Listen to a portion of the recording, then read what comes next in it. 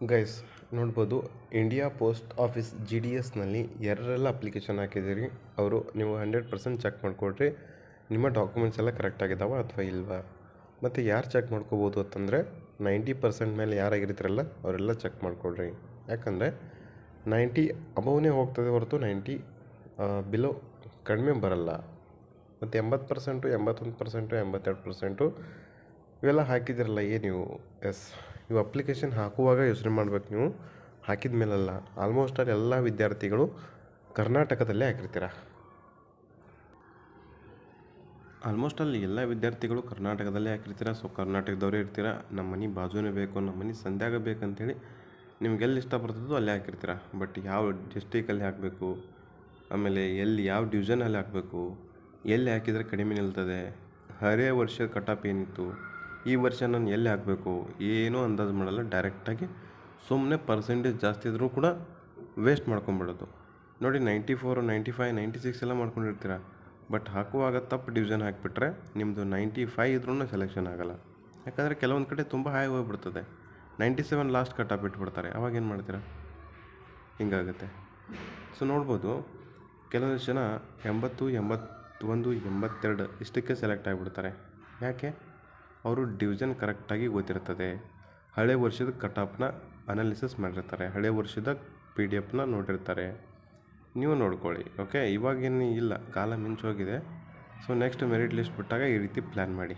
But ಇವಾಗ ನಾವು ನೋಡೋಣ, ಫಸ್ಟ್ ಮೆರಿಟ್ ಲಿಸ್ಟ್ ಬಿಟ್ಟಿದ್ರು, ಎಷ್ಟು ಕ್ಯಾಂಡಿಡೇಟ್ಸ್ಗಳು ಸೆಲೆಕ್ಟ್ ಆಗಿದ್ರು, ಇನ್ನೂ ಎಷ್ಟು ಬಾಕಿ ಇದ್ದಾರೆ, ಸೆಕೆಂಡ್ ಲಿಸ್ಟ್ ಬಿಡ್ತಾರಾ ಅಥವಾ ಇಲ್ವಾ, ಎಲ್ಲವನ್ನು ಮಾತಾಡ್ತಾ ಹೋಗೋಣ. ಮತ್ತು 80, 81%, 82% ಎಲ್ಲಿ ನಿಂತಿದೆ ಅಂತ ಕೇಳಿದರೆ, ಇದು ಅಸ್ಸಾಮ, ಮೇಘಾಲಯ, ಮಿಜೋರಾಂ, ಇವೇನು ನಾರ್ತ್ ಈಸ್ಟ್ ಅಂತ ಬರ್ತಾವಲ್ಲ ಈಶಾನ್ಯ ರಾಜ್ಯಗಳು, ಆ ಈಶಾನ್ಯ ರಾಜ್ಯಗಳಿಗೆ ಇವು ತುಂಬ ಕಮ್ಮಿ ನಿಂತಿರ್ತವೆ. ಓಕೆ, ನೀವೇನಾದರೂ ಅಲ್ಲಿ ಅಪ್ಲಿಕೇಶನ್ ಹಾಕಿದ್ರಪ್ಪ ಅಂದರೆ ಒಂದು ವೇಳೆ ಸೆಲೆಕ್ಷನ್ ಆಗ್ತಿತ್ತು.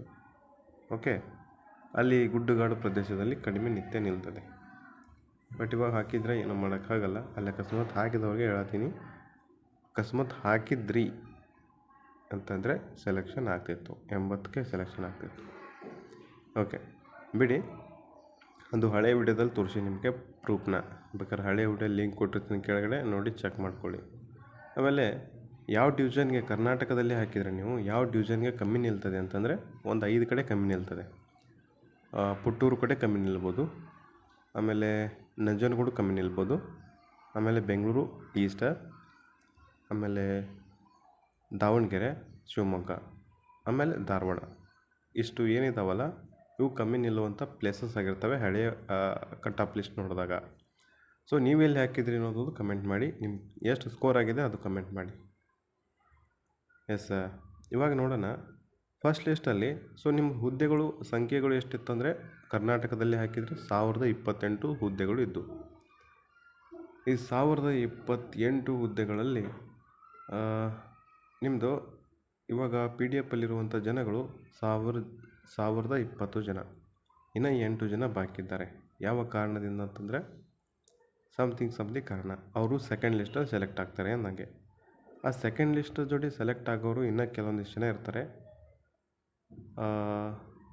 ಅವರು ಏನು ಮಿಸ್ಟೇಕ್ ಮಾಡಿರ್ತಾರೆ ಅಂತಂದರೆ, ಅಪ್ಲಿಕೇಶನ್ ಹಾಕುವ ಸಂದರ್ಭದಲ್ಲಿ ತಮ್ಮ ಒಂದು ಮಾರ್ಕ್ಸ್ ಕಾರ್ಡಲ್ಲಿ ಇರುವಂತಹ ಪರ್ಸೆಂಟೇಜ್ ಹಾಕದೆ ನಮ್ಮ ಸೆಲೆಕ್ಷನ್ ಆಗಲಿ ಅಂತೇಳಿ 95, 99, 96 ಅಂತ ಹಾಕಿರ್ತಾರೆ.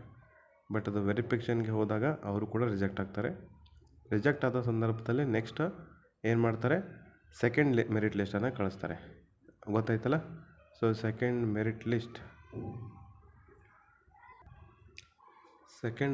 ಲಿಸ್ಟ್ ಬರ್ತದೆ 100%. ಸೆಕೆಂಡ್ ಮೆರಿಟ್ ಲಿಸ್ಟು ಬರ್ತದೆ, ಥರ್ಡ್ ಬರ್ತದೆ, 4th, 5th, 6th, 7ವರೆಗೂ ಬರ್ತದೆ. Don't worry. ಬಟ್ ನಿಮ್ಮ ಸ್ಕೋರ್ ಎಷ್ಟಾಗಿದೆ ಅದು ಕೆಳಗಡೆ ತಿಳಿಸಿ. ಮತ್ತು ನಿಮ್ಗೇನಾದ್ರು ಡೌಟ್ ಇತ್ತಂದರೆ ಕೆಳಗಡೆ ತಿಳಿಸಿ. ಮತ್ತು ಇದು ಸೆಕೆಂಡ್ ಮೆರಿಟ್ ಲಿಸ್ಟ್ ಯಾವಾಗ ಬರ್ತದೆ ಅಂತ ಕೇಳಿದಾಗ ಮಾರ್ಚ್ 15ರಿಂದ ಸ್ಟಾರ್ಟ್ ಆಗ್ತದೆ. ಮಾರ್ಚ್ 15ರ ಮೇಲೆ ಬರಬಹುದು. ಇದಿಷ್ಟು ಇನ್ಫಾರ್ಮೇಷನ್ ಆಗಿತ್ತು. ಸೊ ವಿಡಿಯೋ ಇಷ್ಟ ಆದರೆ ಲೈಕ್ ಮಾಡಿ, ಶೇರ್ ಮಾಡಿ, ಸಬ್ಸ್ಕ್ರೈಬ್ ಮಾಡಿ. Thank you.